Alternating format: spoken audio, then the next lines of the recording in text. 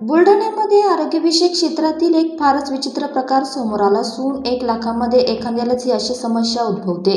बुलढाण्यातील एका नेत्रालयामध्ये डॉक्टरांनी एका महिलेच्या डोळ्यातून तब्बल 60 जिवंत आळ्या बाहेर काढल्या आहेत। वेळीच या महिलेला उपचार मिळाले आणि तिच्यावर 2 तासापर्यंत उपचार करून ही आळ्या काढण्यात आल्याने सुदैवाने तिचा डोळा वाचला असून हे प्रकरण चिखलीमधील मोरवाल हॉस्पिटलमधील आहे। ज्या महिलेच्या डोळ्यातून 60 जिवंत आळ्या काढण्यात आल्या आहेत तिचं नाव ज्योती गायकवाड असून त्या चिखली तालुक्यातील मालगण येथील रहिवासी आहे।